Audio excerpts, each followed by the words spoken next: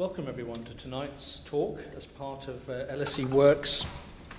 My name's Paul Kelly and I'm happy to introduce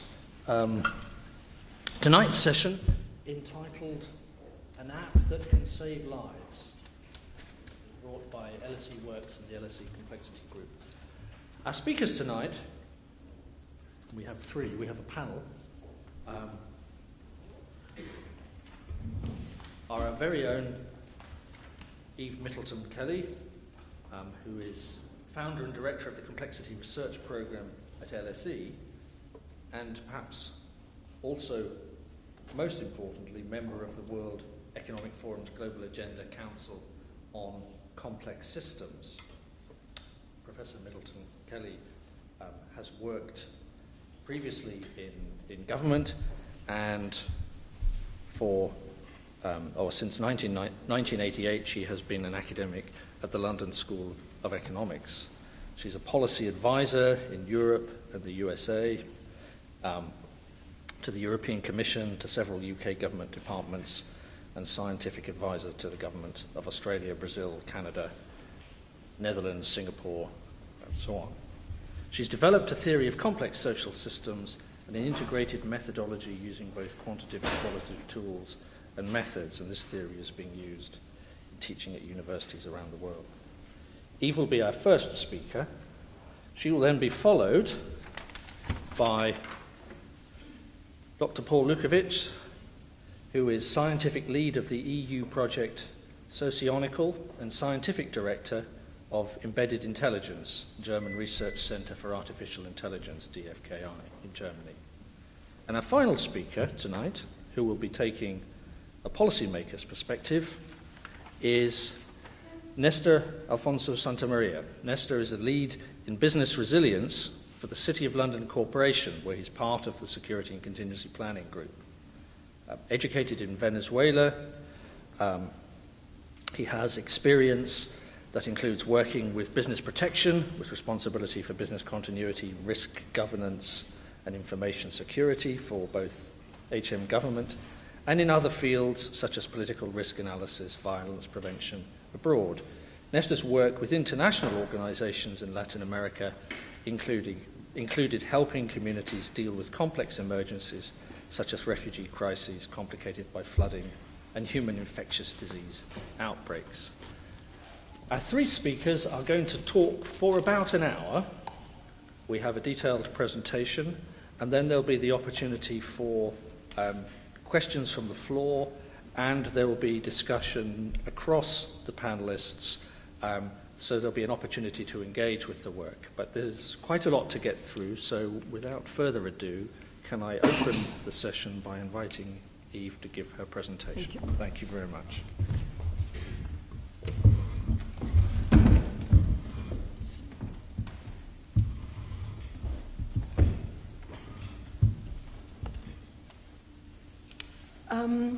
What I would like to do is, first of all, to give you an outline of this Oceano European project, because all the work that we've done and this particular app that we will be talking about has in fact been developed as part of that project. So I'll give you a very brief outline of that, but I will focus very much on also the four different contexts within which it could be used. Then it will be the science behind the app will be provided by Paul and Nestor, policymakers' perspective. Oceano is a 4-year European project funded by the Future Emerging Technologies, 14 partners in 10 different countries. What the project has been funded to do is to look at evacuation following an emergency, but also at traffic flows. Now, the whole point is ambient intelligence technology to facilitate evacuation and traffic. This is where the app comes in, because your mobile phone is an ambient intelligence device. And Paul will in fact tell you all about that.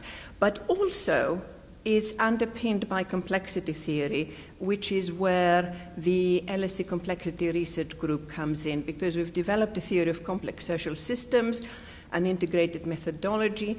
What our work is to address apparently intractable problems by identifying the multidimensional problem space and creating what we call endogenous enabling environments that co-evolve with a changing exogenous external environment.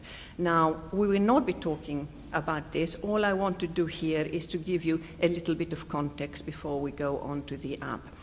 And the whole thing, of course, is based on an analysis using the principles of complexity. These are some of the principles on the right. The main one I want you to look at is creation of new order, which is what distinguishes complex systems from complicated systems. The LSE Group's contribution in the project has been primarily working with policymakers in the UK and other countries. So we've conducted a set of face-to-face interviews with policymakers. The main thing we wanted to understand was, what are their challenges in preparing and implementing contingency plans? If we're looking at evacuation after a disaster, this is precisely what we wanted to understand. How do they prepare plans and how do they implement them in practice? And we had workshops with all these organizations. Now, you remember, I don't think anyone can forget, 7/7 in London and also 9/11. We started with these two events because they really were major disasters.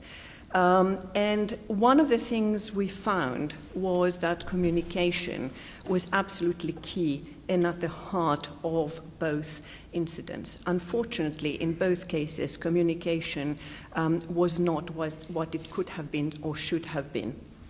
The other thing we've done in trying to understand that background and that context was attending exercises by the London Fire Brigade and local authority.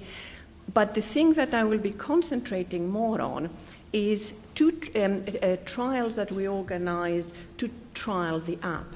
Now, this app was not initially intended to be developed by Oceano. Those of you who understand complexity theory, if I say it was purely emergent and self-organized, you will understand what I'm talking about.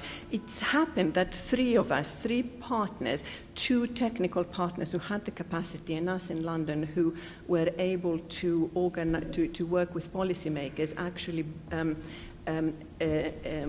developed it and trialed it. It was also it was trialed during both the 2011 and to 2012 Lord Mayor show in London. And we were part of the control center. During the 2012 Olympics, it was also trialed within the city of Westminster, and we also trialed it during the West End Live Festival. In addition, after the 2011 trial at the Lord Mayor show, the show is very much organized by the City of London Police, or at least the control center is very much organized by them. They were quite pleased with their results. And what we've done now is actually developed an app specially for the City of London Police. It's primarily for the city business community and the residents, but it also has a special warn and inform feature that can be activated in case of an emergency. And we intend to have a future seminar with the City of London Police to actually describe it.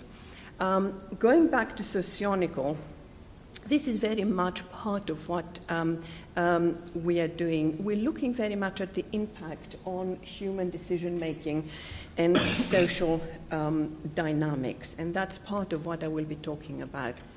Again, the LSE leads on two deliverables. One is seminars for policymakers, and we had several of those, and then a set of guidelines and recommendations for policymakers.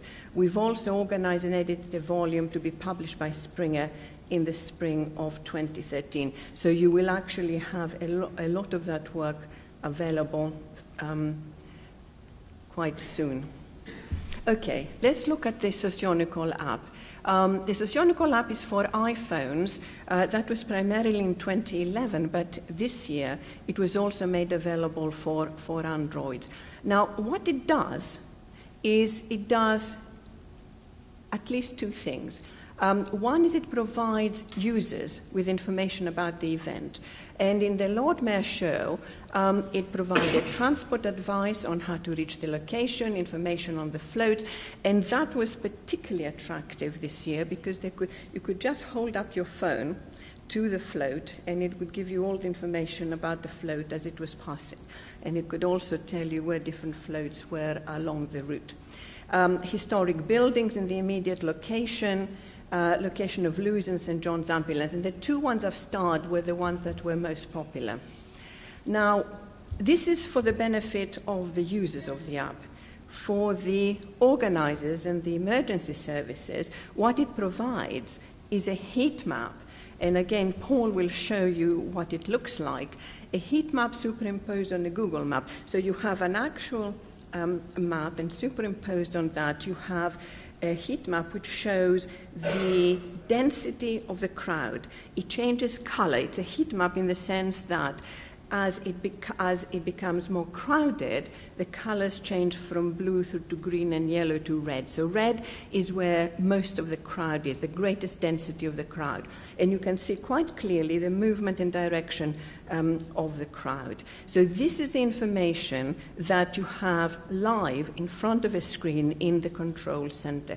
So if there is to be an incident, or if there's to be too much of a crowding in a particular area, the app can actually send what is called a location-specific advice. So this is quite different. It's not like most apps that broadcast the information to everyone who has the app.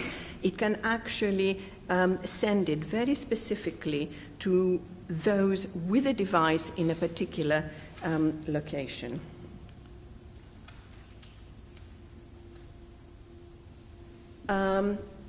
As you can imagine, it would have a lot of ethical issues. So we were very, very strict about the ethical guidelines. So the app was only active during the day of the event and only during a geographic boundary around the event. There was a very clear explanation of the purpose of the app, saying this is part of a scientific project, your data will be used for this purpose, and so on. It was always purely anonymous. We have no access to the identity of the users. We only know that a particular device has the app. All data were amalgamated, and of course we observed European Commission regulations, we were cleared by our own Oceano Ethics Committee, and so on. So we organized the trials, we're part of the control center, but the most important thing is that we discussed impact with policymakers by conducting face-to-face interviews. However, in addition to all that, we also had a survey. So after the end of the show, the Lord Mayor show, we sent through a request for people to fill in a survey, and then we also asked them if they would wish to participate in an anonymous, very short telephone interview. That gave us a lot of insights into why people would use it, and I will give you some of that information in a moment. But first of all, I want to give you some findings on the app by policymakers. The way they see it is that the purpose of crowd monitoring is to provide information on the density and movement of a crowd, to use the information to enhance security and safety. That's the key, to enhance security and safety of those taking part in the event. And obviously, to help with the appropriate deployment of resources. Resources, as we all know, are getting scarcer and scarcer, and it's very important to deploy them appropriately. But also to identify abnormal patterns in movement or density that may become critical. So it's as I said, a live assessment of what is happening. At the same time, there are CCTV cameras and there are stewards and marshals that are walking the routes. So we're getting constant updates as to what is happening, both from humans and from the CCTV cameras. But what neither can do is give us a complete overview of exactly what is happening throughout the course of the event. So, and it's of course, a CCTV camera cannot do that. It was particularly valuable during the fireworks display, because during the fireworks display, CCTV cameras don't actually work. It was the first time that the City of London Police could actually have a clear overview of the entire route around the Thames, where people were standing to watch the fireworks, and they could actually see where the greatest density were. That meant that the following year they could plan where the stands were, etc., much more effectively.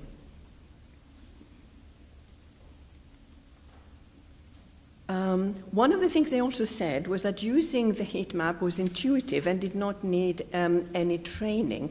However, the important thing is that it needs a trained officer to actually identify potential critical issues and take appropriate action. And this is one of the a quotation from one of the policymakers actually using it. He said, it's one of those pieces of kit that you do not realize its true potential until you actually use it.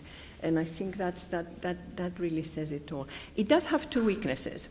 It does not provide actual numbers because everything is amalgamated. So all we see is the crowds as a whole, but we cannot say X numbers are in that particular location. And of course, the heat map only reflects the number of users and only those with an active app. However,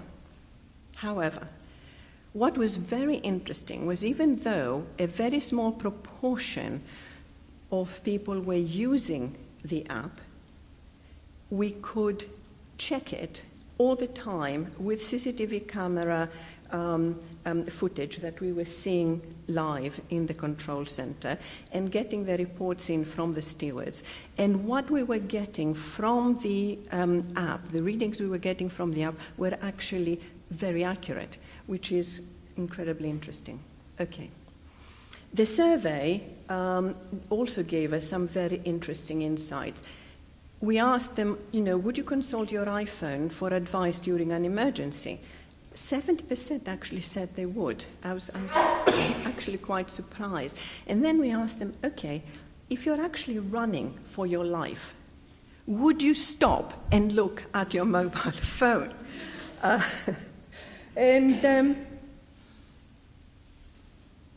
Not everyone would while they're running, but almost everyone said, when it is safe to do so, I would stop and look at it. And of course, it very much depends on the type of emergency.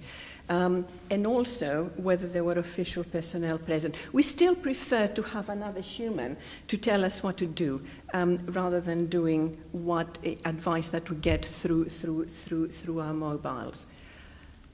And then we asked, would you actually take that advice? And the answer was quite consistent. If it came from an authoritative source we could trust, then yes, we would take it. If the information was reliable and consistent with what I am experiencing, I would take it. So for example, if the information I'm getting actually conflicts with what I'm actually seeing and hearing around me, I'm not going to take it. But if it is consistent, then I will. And of course, obviously, if the technology is robust and doesn't fall over. 30% said that they would prefer to follow instructions from figures of authority. As I was saying, another human is often much more convincing. Paul would probably disagree with me, but that is what we heard, Paul. And we also asked them, would you communicate? You're in the minority, you're very few who have the app. Would you actually give this information to other people? And again, it was very consistent. We were told, yes, we will actually tell those around face-to-face by voice, or we would Twitter, or we would use other social media to actually send that information. The app also tells you who of your friends on Facebook are within the event, not where they are, but whether they are attending the event. So you can actually send it to them specifically. One interesting thing was crowd behavior after the fireworks. And this is the sort of thing we got from a telephone interview that you can't actually get from just an ordinary survey. What we found, what we were told, is that when everyone leaves, they all leave at the same time. There were particular areas there were exit barriers where it was difficult for people to leave. So these are actual barriers that are erected for that period that were in the wrong place. Now, we wouldn't have known this otherwise, but this has come through that, in fact, in that particular location, the barriers were actually creating a potential danger. So one of the insights that we have is that the visualization by itself, the app by itself, is not enough to establish things like position of barriers, and we do need the additional information of context and understanding of crowd behavior, which was provided through the telephone interviews. I want to finish by giving you 4 different contexts where emergency planning takes place. We did some interviews in Malta, and now I want to give you the island-wide major incident context there, especially flooding. They suffer very badly from flooding in Malta. Munich, this is going to be an event-based emergency planning, and then 2 London contexts. One is city-scale mass evacuation, and the other is city transport infrastructure emergency. Obviously, the main objective in Malta, and in fact for, I should think, all emergency personnel, is to save lives, property, and the environment. In that order of priority, it was stated, it was pointed out to us. Their challenges is gathering up-to-date data when preparing, for example, for earthquakes. They also need to know about current building materials and how they react to stress. They also need to know about demographics and mobility of those who may be affected. One of the big challenges is what are called flash floods. These happen very quickly. These are caused by rain, not by a river or sea breaking banks and flooding. This is very, very heavy rain, which causes these very, very quick floods, and the Maltese seem to be suffering from them quite badly. And they are doing a lot of preparation work with exercises and so on. Now let me change the context to Munich and give you an event-based preparation. The main challenge is safety of those attending the event. And I was very glad to hear, these are based on in-depth interviews, that they don't use a standard formula, but need to take into account a combination of factors. So it's not just the numbers, but also the type of event. For example, at classical concerts, they can have higher numbers without the same risk as they would have at a different kind of concert. And also what else is happening, like fireworks. And then it's also the distribution, density, and location of participants and potential pressure points. Now, in concerts in particular, if you imagine, the pressure in those at the front near the stage is at its greatest.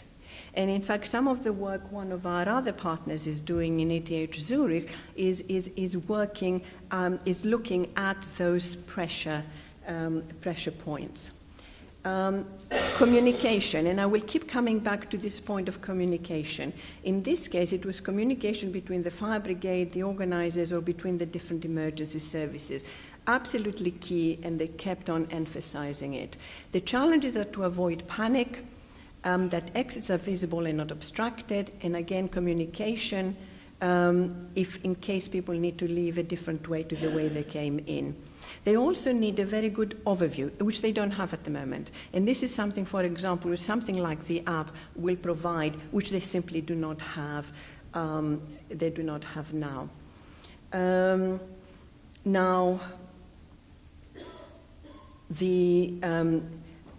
They do have helicopters, but the helicopter pictures are not just in time. The third context is city-scale mass evacuation.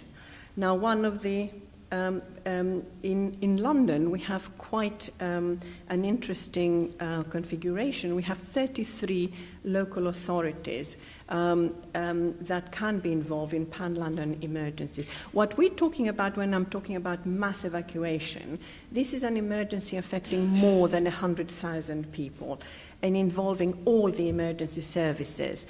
So this is not event planning. This is something that is unexpected, and it involves a very large number of people, and tidal flooding in London would be such an event.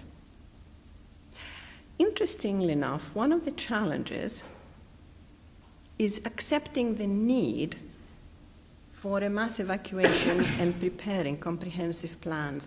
These are not events that happen that frequently. They have a huge impact, but they happen infrequently.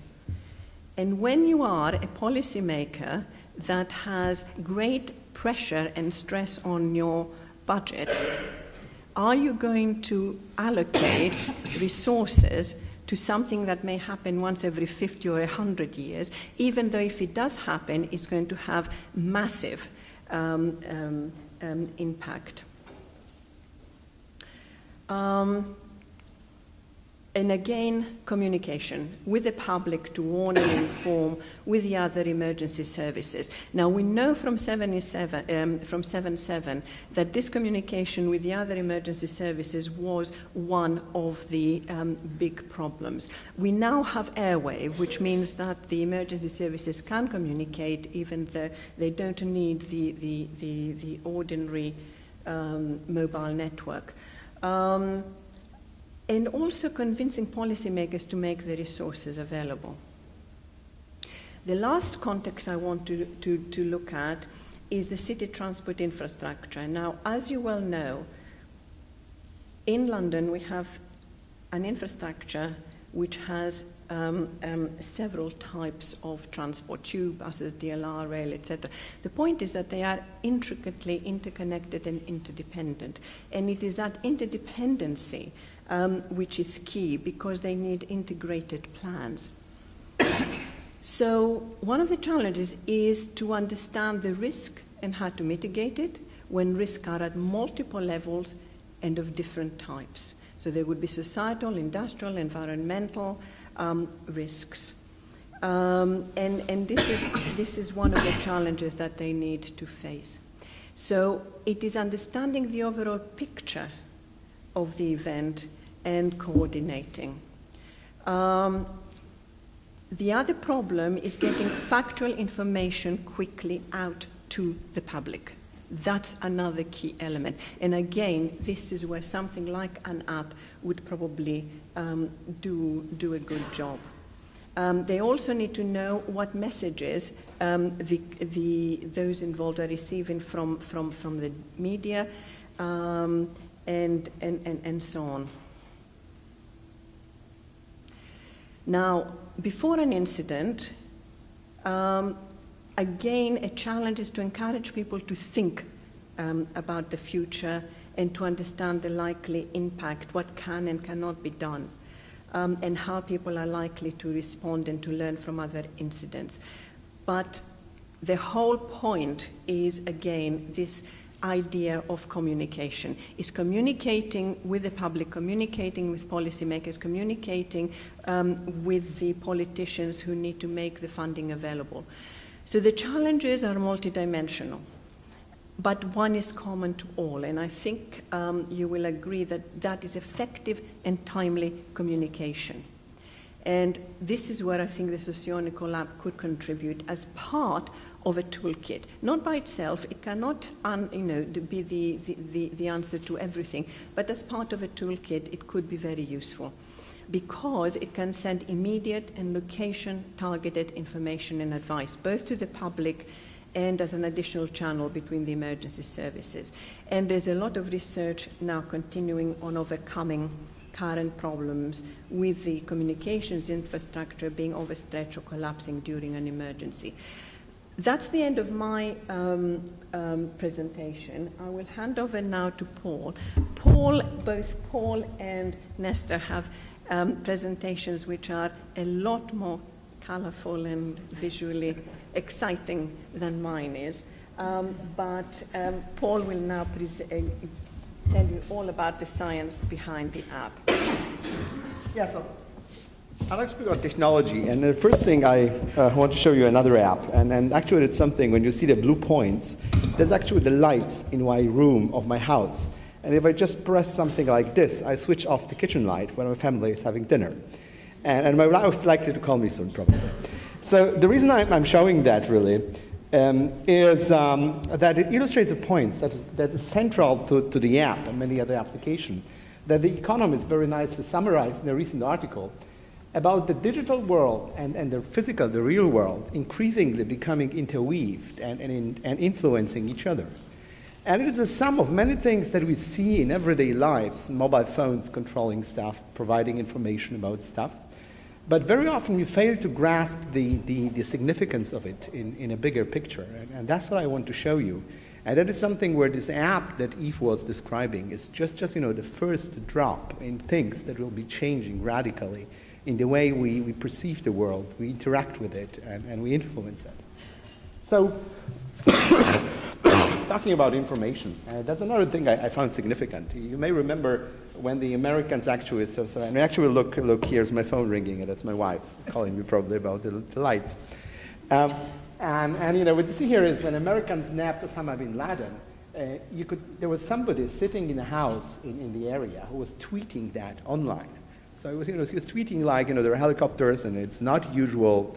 And for me, it's like another significant thing, because what you see is that there's this top secret raid at the end of the world, and the whole world can see it online, can actually participate in it online. And that's something that's very different and new, you never had in the history of humanity. And the sources of information are very many. You can look at searches in Google. Here in the city of London, if you think about the data that you have from the Oyster card. Another thing, if you have a mobile phone, then obviously your provider knows your approximate location. And now think about it. I think, I don't know, half of humanity have mobile phones, which means that you live in a time where the exact location of about half of humanity is known at any given point of time, including their heading.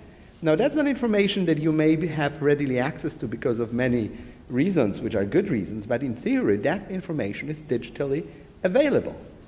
That is quite significant. And if you look at phones, it's not just location. There are many things you can do with a phone. A phone is very smart. It's got GPS, it's got a compass, it's got motion sensors. It's got a lot of sensors that can look at the environment like a camera. And you actually have a lot of apps, things like count your steps. You have apps that will actually tell you how far you're jumping or skiing. And you have those apps that tell you where your friends are and things like that. And the phones can do a lot of stuff with it. So here's one example. Eve was saying you can look at the location. I'll show you a movie later. And you can do a heat map of people. And you can look where people are moving. But you can do more. If you look at the acceleration sensors, and that's the sensor you use to essentially rotate your screen when you have your phone, right? But it also gives you motion. So if people go running or standing, you can see if they're walking up or down the stairs. So you can imagine in an emergency situation, you may poll the people with mobile phones to see whom you can actually send jumping over the wall to escape, and who should actually be taking the easy route because he's not very mobile. And you could look at motion patterns of people. So we have, for example, a project with a medical project when we use this sort of data recorded from mobile phone with psychiatrists for real diagnosis of people with manic or depressive states. So the amount of information that you can actually get, you can look at it and imagine half of humanity have this, so you could have a picture of how active, happy, or manic or depressed half of humanity is at any given state, or people at your local event. Other thing that we did, and looking at crowd density, is so Eve mentioned that the penetration is an issue, how many people have an application. But a lot of you have mobile phones, and most of you will have the Bluetooth switched on the phone because you may use some headset or something. And if I have my phone and you scan any visible Bluetooth devices, it's a very good way of inferring crowd density. So now a small amount of people can actually do that. We did it at Munich, so you see that's the Munich Oktoberfest, and you can see the amount of found Bluetooth devices as a function of a number of people. I did a similar thing during New Year's Eve in Zurich, where we had actually only 40 people walking around with logging Bluetooth devices, and they discovered, I think, 3,000 or 4,000 unique IDs. So it's very interesting how much information you can get from that. And the other interesting thing is actually sound. So mobile phones has got a microphone. And if you actually look at the sound, you can see if it's a lecture, if people are panicking, if there's a fire, if you, I don't know, on a beach, in a church, in a football stadium, and what's happening. Now that is something that certainly is a privacy issue, but there are solutions. So we did a lot of work on this, not in respect with this Oceano lab. And what you can do is, instead of recording sound from which you can distinguish speech, you can record very small snippets, like say a tenth a second every second. And you can even mix them so that you cannot get speech from it, but it's still enough to see if people are screaming in fear or if you actually in a lecture or something like this. And again, you remember, those is data that you can get from a standard mobile phone. You can actually process and recognize this on a phone of people who would use it. And of course, the big thing behind it is that it's not like, it's just a single person. I think here in London, you probably have something like 30–40% penetration rate of smartphones. A lot of those phones are connected to Facebook, to Twitter, and you increasingly see the trend that people are uploading that information automatically, things like Foursquare.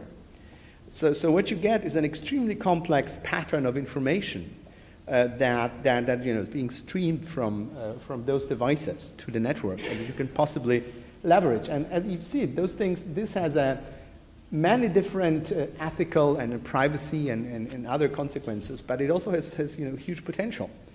And if you compare it, in London, you probably cannot walk a few steps without being filmed by a CCTV camera. So probably, the information that you get from those devices is much more valuable than what you can get from the CCTV. So here is the movie that we have. I think I need a mouse to actually start it. Let me just see. So that is what we did with the app. It's sort of a nice visualization. So the general idea is that you... Sorry. And people who would...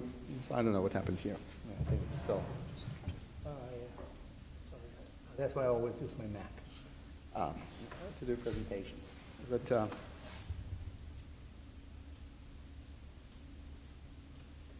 so you see people using, the app with standard information, as Eve was saying, and then that information, provided people consented to it, is being transmitted.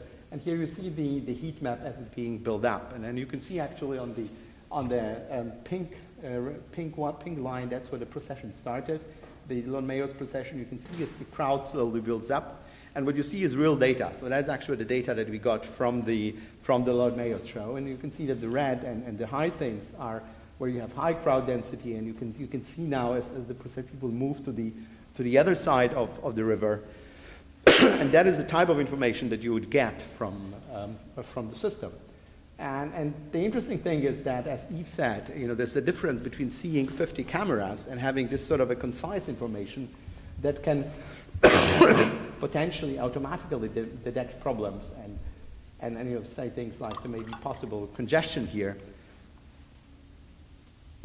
And the other interesting thing is that you can then send this situative information.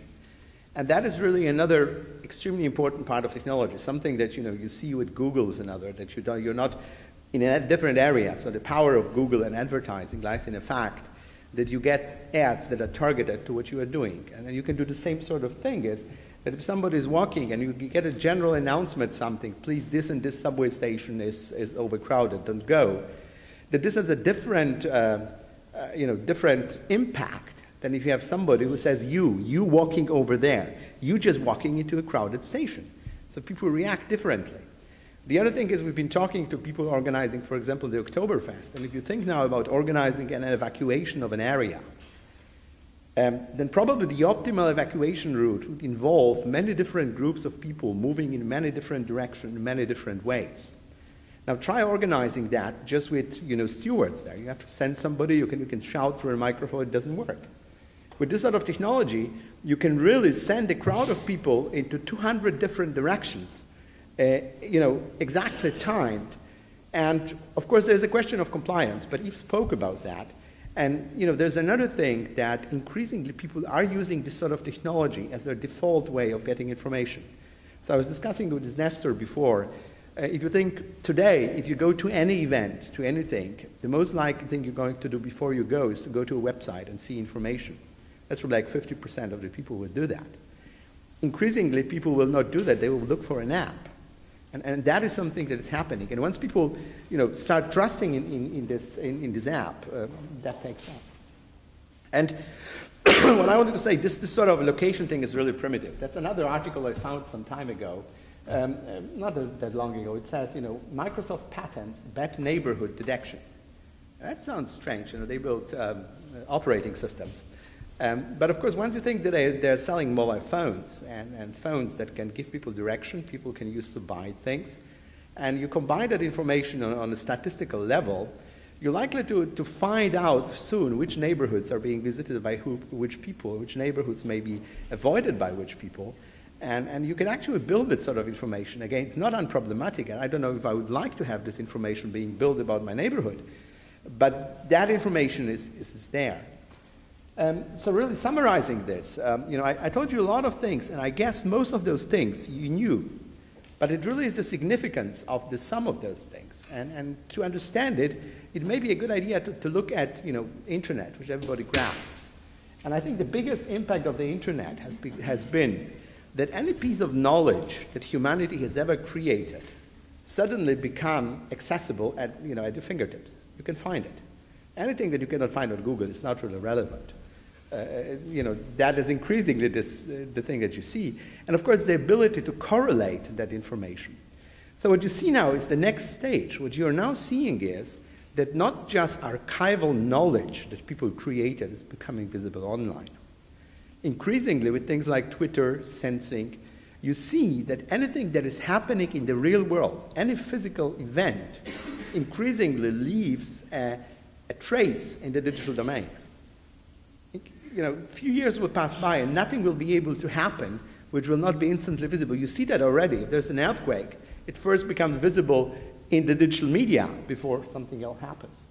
So, it's something I call the digital shadow. And of course, it's not like you see it directly. But I think and that is the basic technology, the basic fundamental change that you're seeing in the relationship between electronic computing technology and the real world is that you have this digital shadow that everything can be searched, can be correlated, becomes visible. And we're just at the beginning of trying to exploit that with things like the app. Of course, there's the other side of it. And I got it from the press again. You had this London riots where people were focusing on things like phones. I don't know how much truth to it is, but if you think about this, the technology does have another impact. There's this blending of digital and the real. So if you think with old technology, even standard mobile phones, right?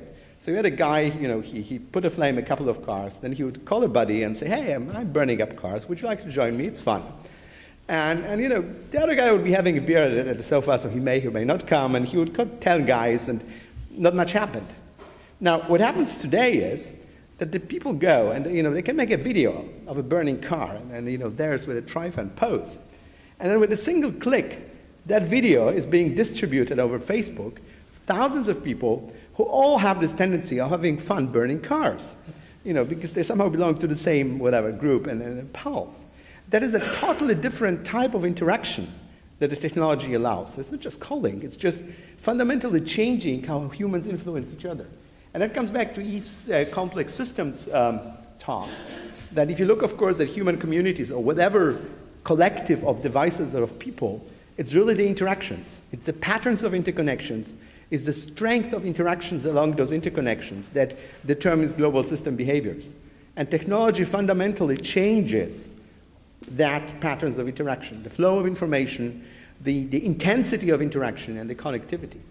And that gets two ways. So essentially what you would like to have is some sort of technology that could alleviate this events. And there are many things that you can think of. The ability to predict and warn, which is what he was talking about. The question, could you adapt the infrastructure? And you run different moral things, but if you have the warning, could you have, I don't know, stopped subways going in the direction of the riots? Could you have stopped the information flow? Many things you could do. Could you warn people?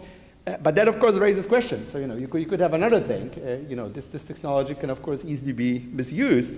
And of course, once you do this technology, it can be used for both sides. So you wouldn't like to have something like this essentially resulting from the technology that you're using.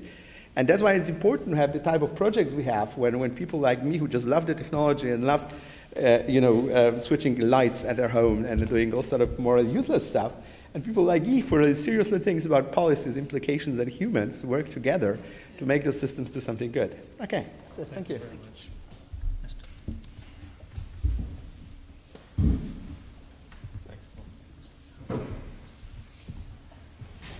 And I guess it's now to me to I think I'll change the title of my presentation a slightly. So rather than talking from a policy making perspective, I want to be talking a bit more about from a practitioner's perspective, someone on the ground putting in place plans and trying to work with communities to help themselves during an emergency. How does this app actually then make us change the way we do things, or could make us change the way we do things? And I guess the first thing is try to give you a bit of context of where I'm coming from. So the City of London Corporation is the local authority, or is a body that has local authority powers that covers the geographical patch that's between the nice little, or quite big actually, statue of a dragon just off the Aldridge, so just by the Royal Court of Justice. I'm sure most of you have seen it at some point. And it goes all the way down to the Tower of London. So that's the geographical patch that we cover, the City of London Corporation. Plus we have a number of different activities that go a bit further than that. So we have offices in Brussels, in Mumbai, Shanghai, Beijing, and of course the Guildhall, which is our main base. So it's a bit of a kind of interesting and quirky, weird organization. But we also have things like a property portfolio that involves housing estates and other type of things like Barbican, which is a massive kind of set of privately owned, and some of the corporation owned flats that are rented to people, but I would say quite high prices, maybe a bit too high, I don't know. But we run things like the Animal Reception Centre at Heathrow, Port Health for the whole of the tidal Thames, open spaces further afield. So I don't know how many of you have been to Hampstead Heath or Epping Forest. That's one of the things that we operate. And we also have 3 very large wholesale markets. So the largest meat market in London, the largest fish market in London, a huge vegetable market. So that's kind of operations that are not necessarily your traditional local authority functions, but we still have to care and look after our community. And part of that care community includes looking after some iconic buildings like Tower Bridge and all the other bridges between kind of Westminster and the Tower.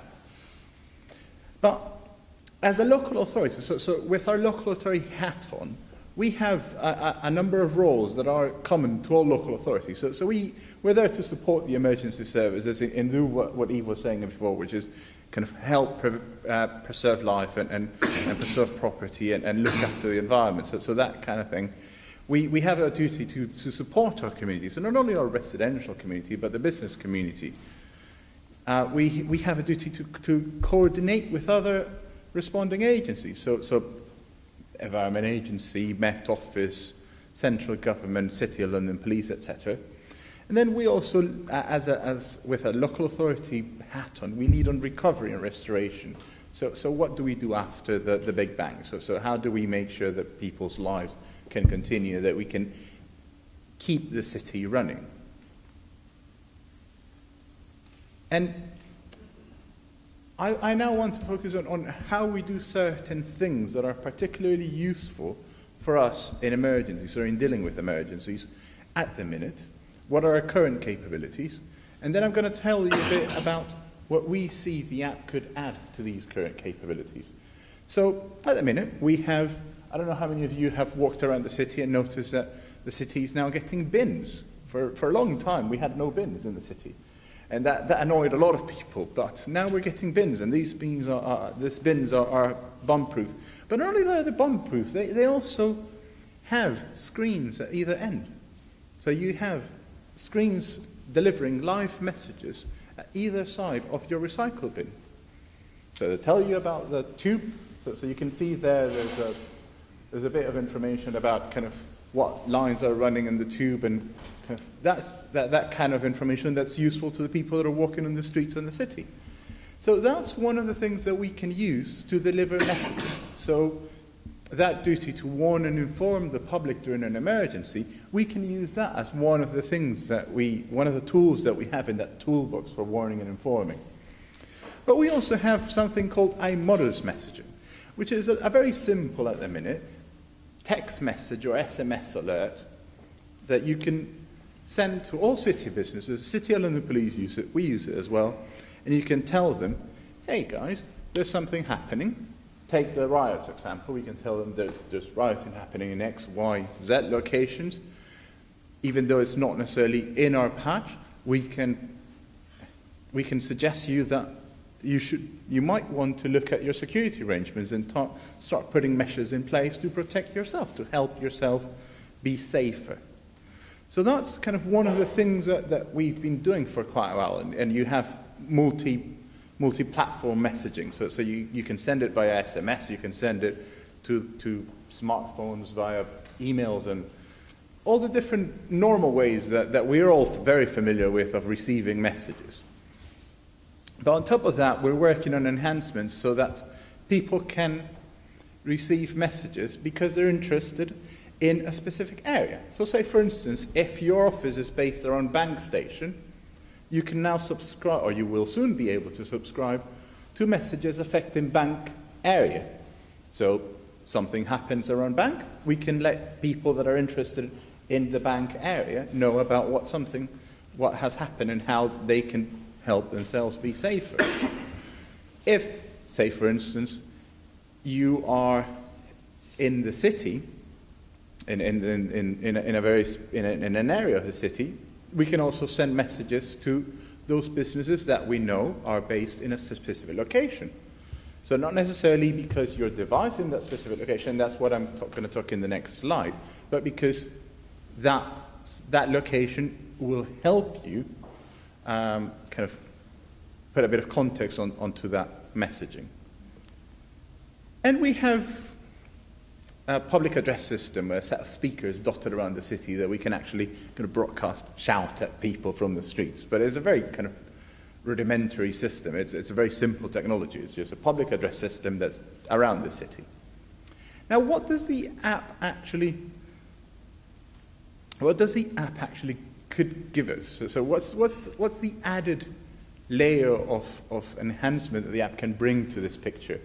It's we can actually push messages that are geographically specific to the wider population, even if the mobile networks are down. And Paul didn't mention this, but one of the interesting features of the app, or one of the interesting, I don't know if it's active or it could be active, but it's something you could develop. You're actually working on developing now. Yeah. Is it wildfire? You call it? Yeah. Wildfire. So if the mobile networks are down, you could use the technology that's in your smartphone to help to kind of do some kind of peer-to-peer communication and distribute that way messaging. So it's an added level of resilience to your messaging, with the benefit that you can also target it to specific locations. So you can say, So for those people that are around this immediate vicinity of an incident, you can tell them to do certain things. So evacuate to X distance from bank station, or move to, I don't know, the monument side, and you will get help from the ambulance service, or whatever it is that you need to tell them to help them be safer during that incident. But then there's also, you can have an added functionality in the app that lets you do sort of behind-the-scenes messaging, which is really, really useful, because you can then communicate to other people in your trusted network and tell them messages that are not being broadcasted to the wider public.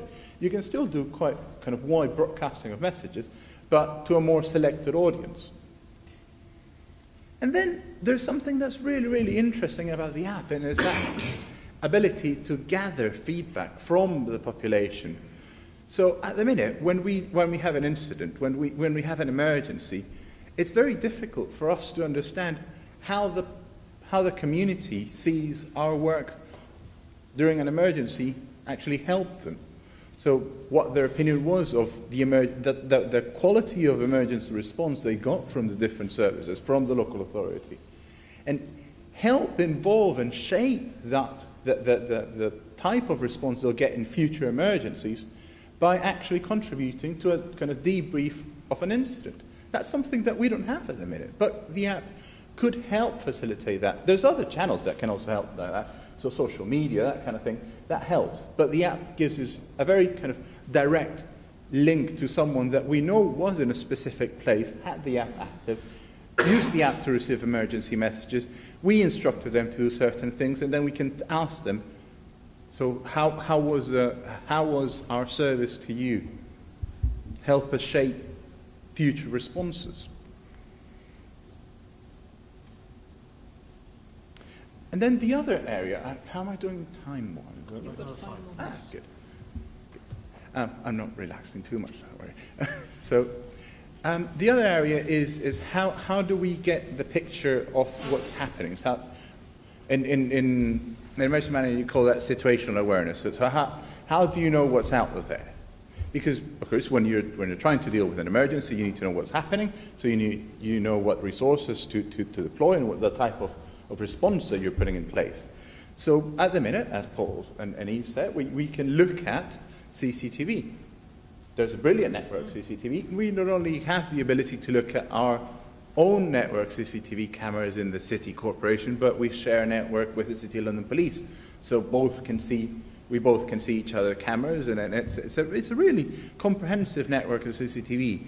And we can even approach local businesses, and we know which local businesses have cameras, and we can approach them and say, can we tap into your CCTV camera network to look at what's happening outside your building? So that's a current feature that we can use to gain a situational awareness.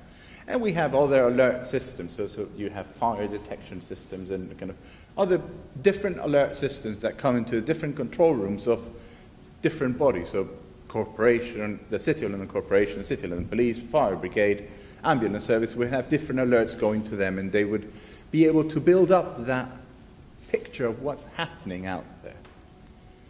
But then we also have people on the ground. So you have the beat officer for the police, you have our parking inspection people, you have building control, all the people that you normally see, the road sweepers, and they help you gain that, build that picture. But then we also have, as Paul said, that digital shadow. So something happens, and immediately you know through, it used to be sky, but now it's increasingly that digital shadow. It's increasingly through Twitter, through Facebook. You know what's going on. You get an immediate notification of what's happening out there from a variety of sources. So you can start kind of, if you like, crowdsourcing your picture of what's happening out there. Now, what the app could give us on top of that situational awareness, or the initial one, is what Paul was showing in that visualization of the heat map. It can tell us kind of what's the population size of the population that we're dealing with in an emergency, but not only what's the population size in a specific point in time. So not a snapshot like the census is, which was what we use for planning. So we use the census data to tell us, well, this is the kind of mix-up that you have in your community, and this is the kind of population that you're responsible for. But the app actually tells you kind of what's the crowd density, how does that crowd move, how does it move over time, how does it change in the weekend, particularly in the city. You can imagine that the population mix-up and the distribution of the population when all the businesses have gone home for the weekend is very different from Monday morning rush hour. And if you've been through the bank station at that time, you know what I'm talking about. So, and you don't really want to know what I'm talking about if you haven't been. Don't go there. But there's also another thing, is the app could let us see in a kind of more generic way how the crowd moves, how the crowd behaves, how the crowd disperses. And that's quite important when you're talking about helping people help themselves. Because if you're trying to get people out of danger, it's a very interesting tool for how you deploy your resources, to know where they're going and how they're getting away. And I think there's an added level of insight that the app can provide. And I touched slightly about it when I was talking about how it can help us communicate better with the community that we serve, and how it can help us have a richer debrief, a richer understanding of what happened and how a response was actually effective or not. But then, from a planning perspective, the app can give us information that can help us design the urban environment. If you've been to the city, you've realized that the city has had, so when I say the city, I mean that geographical patch that I was talking about earlier. If you've been to the city, you realize that the city has had quite a number of interventions into the into the urban space, into the physical space, to make it safer. The app can give us added information that will help us design a safer city. And that's really something. There's something that we don't have at the minute. If you could see how the population behaves, not only on a day-to-day basis, but during an incident, you can then overlay that information to your planning considerations, to how you design buildings, to how you design pavements, to how you design roads, to help your community better. And that's something that we don't have at the minute. It could be quite revolutionary. And I think that's just a bit more about that interaction with the urban environment. At the minute, we have resources like inquests and things to figure out what happened during an emergency. But if you have data that's being collated about how the urban environment interacts with people, or how people interact with the urban environment during an emergency, that is something that could quite change how we look at designing our cities. So it could have very different ramifications. And I think that's it from my side. Thank you very much. We have about 30 minutes left for questions. I'd like to take questions in sort of batches so I can get all three to comment on them.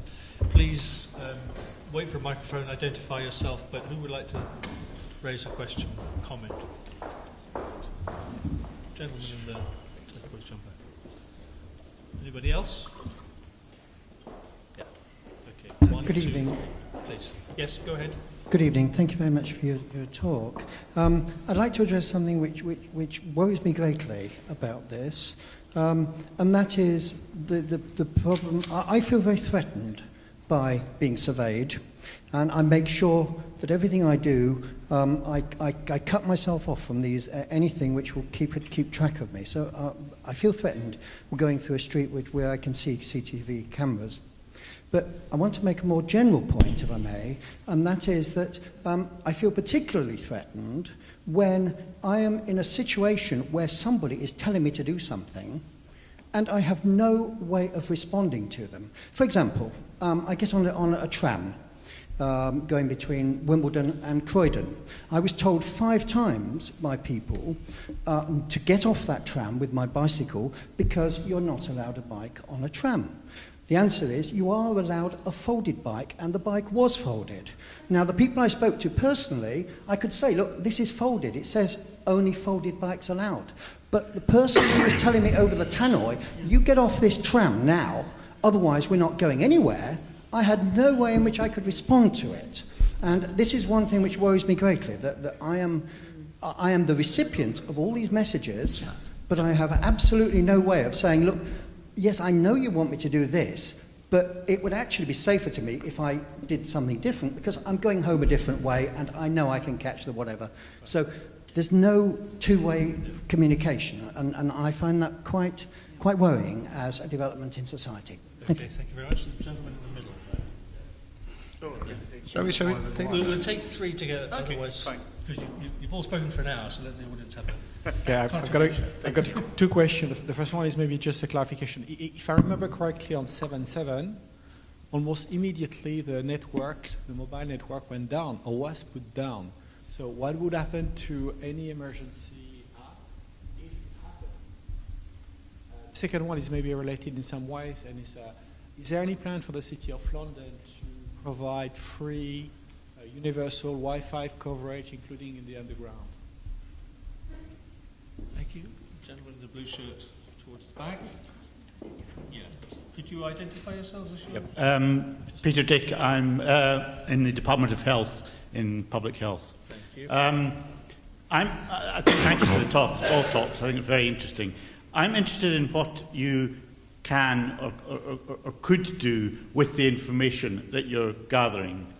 I mean, for example, it seems to me that you have quite a lot of information, and people will have quite a lot of difficulty who gather that information in making decisions on what information to give back to the people in emergency situations. I mean, have you ideas about running real-time simulations, for example, the sort of thing that Dirk Hoebling does in Zurich, or that sort of thing, about trying to understand what is the best advice you give to whom in emergency situations? Okay, and one more question, the woman at the front. As part of my master's program here, I'm involved in a consultancy project with IBM in Brazil as part of their Smarter Cities initiative. And so there's a lot of work being done around smarter cities, and I'm wondering whether you guys are sharing this with other cities and kind of comparing notes and best practices. Thank you. And there was a question here. Might as well finish one more. Yes, please. I'm Saeed Al-Shukran, member of the Complexity Group. The comments rather than a question. In terms of the application or validation, if you like, the system, which has been very good and successful in various trials. But I'm talking about adverse weather condition. For example, the recent event at Heathrow, and you compare the situation at Heathrow in Gatwick, although the difference is all about 25, 30 miles. Gatwick managed, planned the crowd control and comfort and all the problem with it much better than Heathrow, although Heathrow is always under the screen, if you like, in terms of demand, overpopulation. And the gentleman here with the public authority, most of the client and the customer are already subscribed through their mobile and their iPhone and the system to British Airways and the other carriers to improve communication, because even with the media there was a chaos, almost said like a refugee camp, and it could have been managed better and situation will be much improved. And there was an investment in terms of removing the snow, and this is another issue, whether the Met Office will really predict snow, but not the amount of snow. I mean, it was heavily snow all over the country, and in various situations. Maybe one or two organization in the business could have taken that opportunity and retested the system to do a tested trial and validate some data, but I don't know whether that's been taken into consideration or not. Thank you. Sorry, I don't think I understood. So I'm not sure I'm clear what the question was on that one. No. The question was, in terms of communication, it would be improved, and if it was a good, effective communication, the outcome would have been much better than what is being predicted. You gave the example of the local authority or lender corporation to use some of the app and the system, but that was a good opportunity to test and validate the system. Maybe a lot of customers are subscribing. Okay. I'll start to your question because things are quite dear to my heart as well. And if you look at it, if you compare what you have today, which is that you have a surveillance of the entire city by CCTV cameras, which is something you cannot opt out of. Whereas what we're proposing is something which is on voluntary basis, which means, if you're in a crowd and if you would not like to contribute information, you can actually still use the app for information, but you're not transmitting anything. So the big difference here is you're talking about so-called participatory sensing, which most people don't mind if they know, and that's about this knowledge, they know what it's for, but you can opt out. And the other thing that you said about information, actually we have some plans that you could have this two-channel information, but especially about understanding.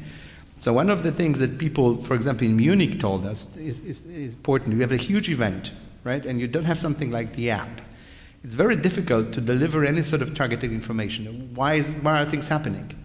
With this sort of an app, you can say, you are in this part, and ahead of you, the exit is blocked. This is what you would like to go to a different place. So certainly it's not a perfect system. I think on both accounts of what you said, it constitutes actually an improvement rather than making things worse. And just to continue the answer to the question about the Wi-Fi network. Can I chip into the answer first? So then we can. So again, when it comes to the two-way communication issue, that's something that we feel very dear, and that's one of the things that I think the whole debrief and the ability to check, perhaps not on real time, but then after the incident through a survey, and through the people that we send the messages, how was the message for you? So that's something that we don't have. So again, that's another enhancement of the app.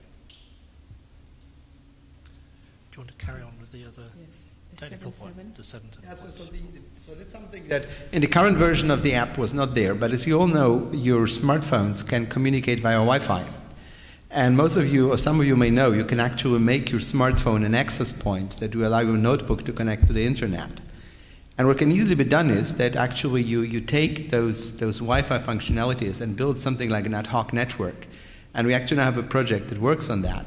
So what happens is that even if you have a total breakdown of any communications, you can actually use the smartphones to conduct the information. So it's non-trivial, but it's something we are actually working on, which would be a huge benefit for handling emergency situations. I'd like to answer the question about cities. Because the project has 10 different countries that are part of the project.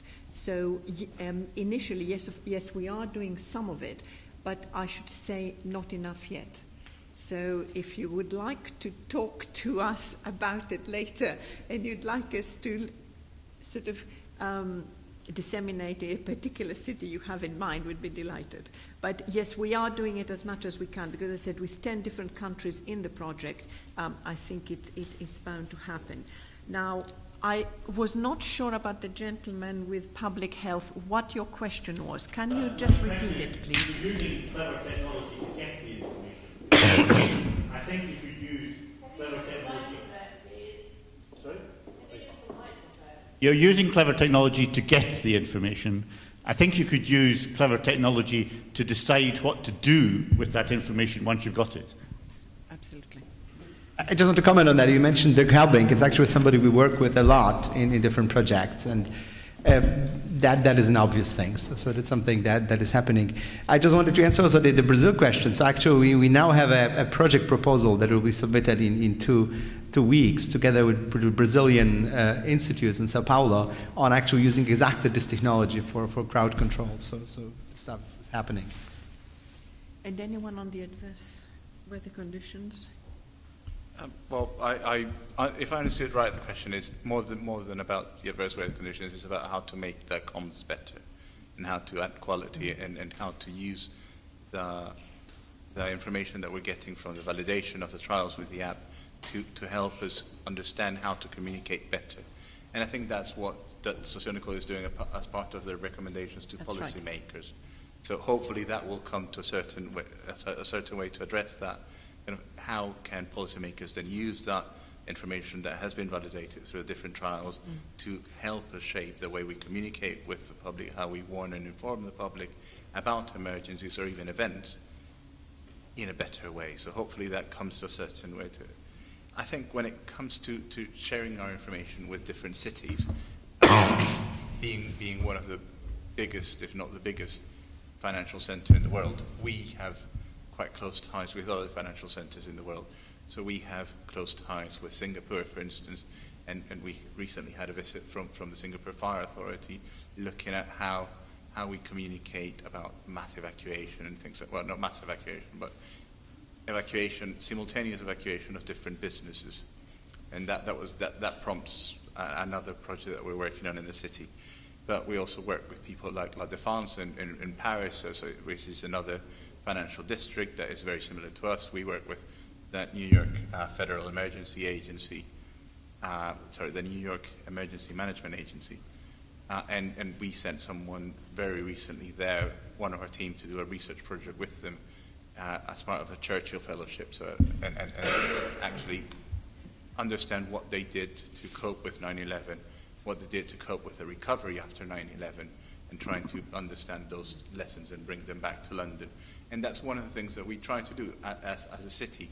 We see ourselves as part of a wider global community, and we make sure that we engage with our other partners in that global community as much as we can. We're also engaging with the knowledge transfer networks, particularly the Smart Cities Catapult, which I'm sure you're aware of. So that's what we're doing. But again, as Eve said, anything that you can help to help us engage with more partners, we're more than happy to be in touch.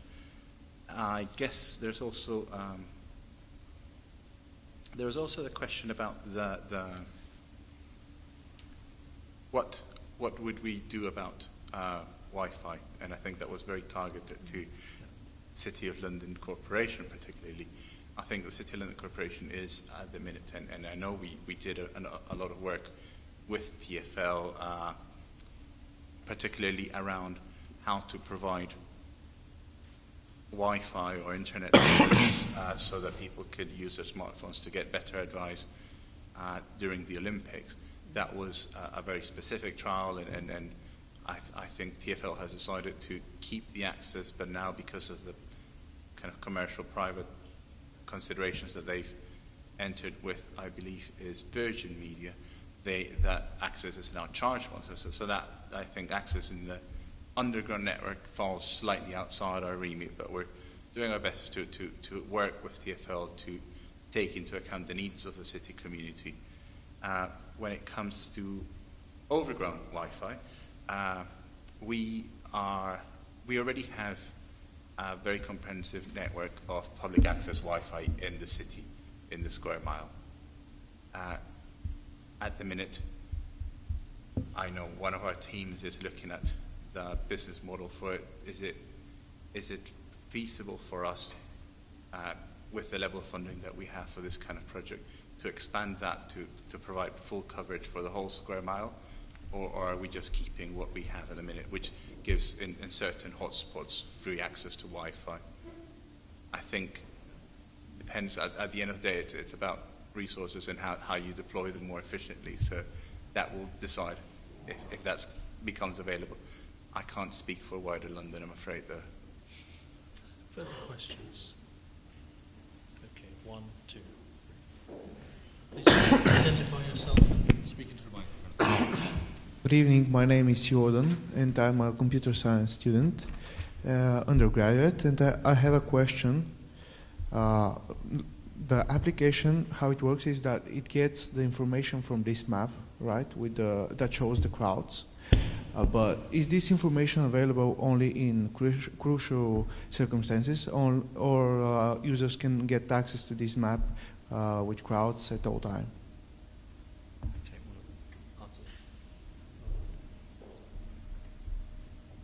Hi, I'm Ruth. I'm from Oxford and Sustainable Urban Development, and I have 2 questions.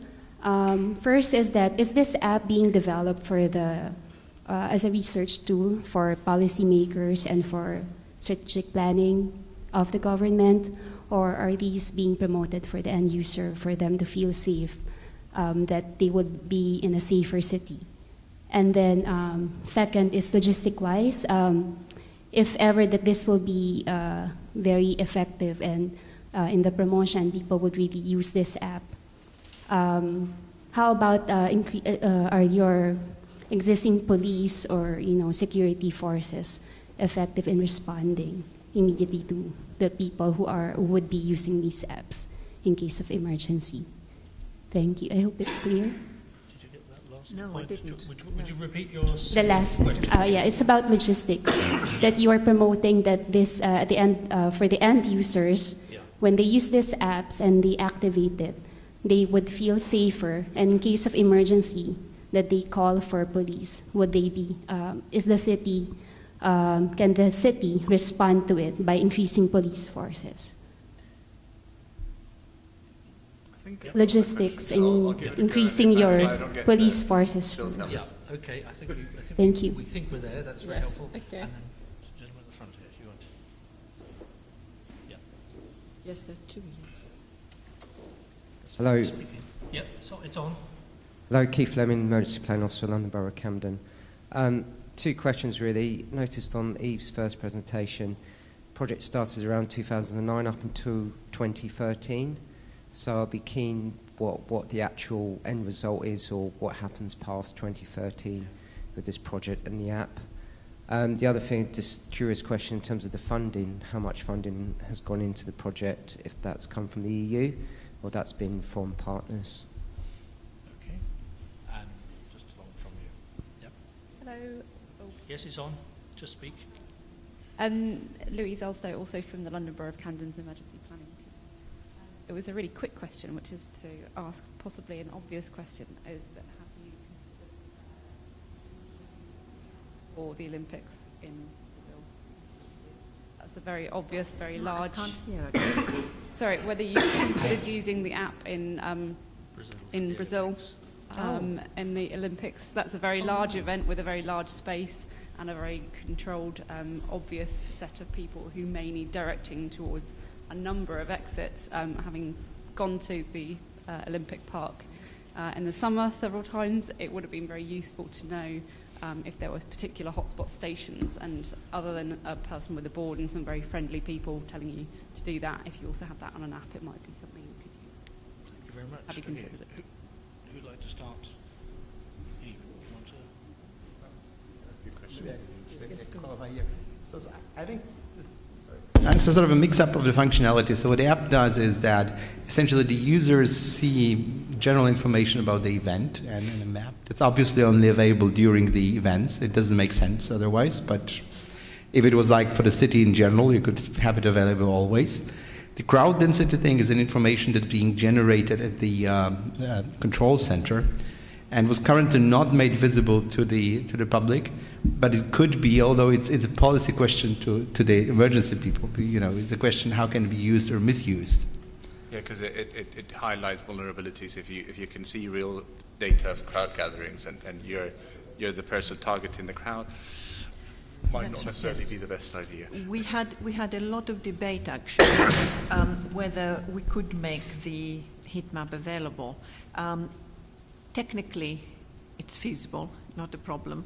It is whether it is safe to do so.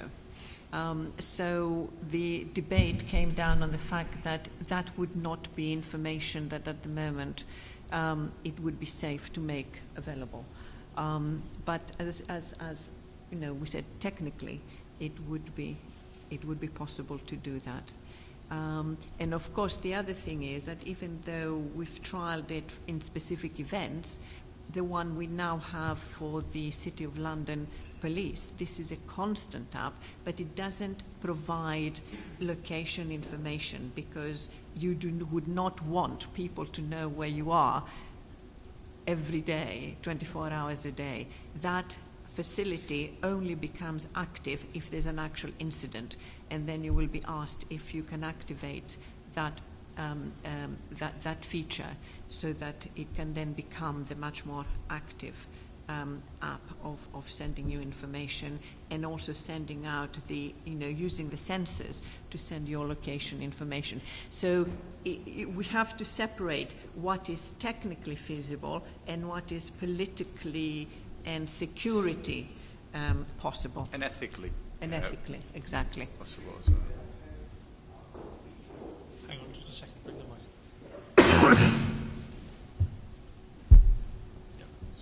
So basically, the app has the feature to obtain the identity information of the user only if he accepts so, or No, not the identity of the user, only the location of the device. So we do not store the identity, and the point is that for some of the research in the current version, we actually did store the anonymized location. But of course, if you worked in the area, you know that it's impossible to anonymize location information in the long run, because you can trace it. So the notion is that what you retain is the density information. So you don't even retain unique IDs anonymized, and that makes sure that there's no personalized information to be retained. And coming back, and I think that relates to the question of the lady about making people feel safe or not.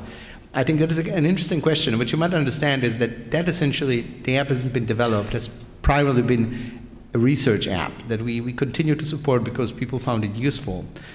And then certainly, or the interesting question is, what would be the benefit, how it would be used? It's certainly important to make sure that people feel safer with it, because that is for them the motivation to provide their location information. The principle is you don't just pull the information of people. You offer people an incentive to provide the information, which in this case is if you are in the middle of a crowd, you may actually want whoever controls the crowd to know what is happening. And what you need, and that comes back to this visibility of the heat map. Those are very complex questions, because you may actually argue that if there is something happening, you would like to have that information to know how to best escape or what's happening. But then, of course, you give people information where best to place the bomb. And you could argue they could have this anyway. So those are really things that you wanted to start as a debate, and why we work with policymakers, with social scientists, to understand. I think there's a huge potential in it, and how to best use it is difficult to say. To say about what happens next? Yes, what We've happens? got Brazil. We've got Yes. about 3 or 4 minutes left. So Yes. you want to take those? The end what happens after 2013? And Okay, so the project, so funding of the project, we had 5 million funding from the EU over 4 years, plus 2 million that were thrown in by partners. You might understand that, as Yves said, the project was not about building the app. It's not like there's a 5 minutes build. The app was a byproduct of a project we developed to produce some data. And the project is about something that was asked, really developing models and an understanding of how the technology influences emergency situations and traffic situations. What happens after the project is that we actually continue other research projects, but also we have a spin-off company that has been funded actually specifically to continue and to market and to develop the app. So that may be something that will continue it. And speaking about Brazil, we do have, as I said, a EU project now proposal together with people from Brazil where it may be used. As we've seen in London, actually, using things during Olympics is an extremely complex thing because of marketing rights. And one of the problems of the app in London was actually that it was not allowed to be the official Olympics apps, but it was just marketed through the city, which of course meant people were not using it much. So it's a good idea. The question how to get it there is much more complex than pure benefit. Yes. Time to try to tackle the question from the lady there about the effectiveness of emergency services deployment. If I got your question right, you were asking, so there's the flip side to people feeling safer with the app, which is how much is the app actually making them safer? So how effective is the app in helping you deploy resources quicker? But not only that, how capable is the different emergency service to do that deployment? Is that the right? Am I right in is that your question? Good. So when it comes to the app, how we used it in the Lord Mayor's Show, we had a multi-agency coordination room in the Lord Mayor's Show. We had the people responsible for deploying the police resources in the Lord Mayor's Show. We had the people responsible for deploying the ambulance resources, the fire brigade resources. They were in direct contact with their dispatch, so with their control room, that actually could say, send an ambulance to this point, send a police car to that point, send a fire truck to that point, and they had visibility of the heat map, so they could use that to immediately inform their dispatch to say, okay, so this is where the problem is, can we dispatch some resources there? So I think hopefully that has addressed your question. So if you use it in that way, then it should be quite a useful tool and should be quite effective. What was interesting, in fact, was that we were watching CCTV camera footage, but only, obviously, in one small part, because you can only see one sort of camera at a time. We were also getting the reports from the stewards along the route. But it was only the app that was giving us overall what was happening around the entire route. And one of the interesting things, a little side issue here, because of the Olympics, because of a lot of coordination work between the different services, this year, or rather the 2012 control center was organized in a totally different way from the 2011 one. And shall I say a better way, by the City of London Corporation. Yes, yes.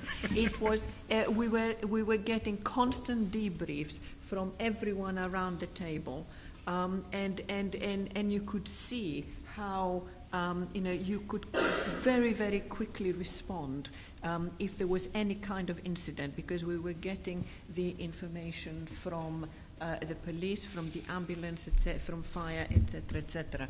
So it really was quite impressive. And I guess that's the thing about our field of work is we do our best to learn from our past experiences and try to make sure that we incorporate that learning into our next experiences. So. Well, thank you all very much for your presentations. Can I thank the audience for your questions and participation, and can you join with me in thanking the panel and bringing this session to a close? Thank you.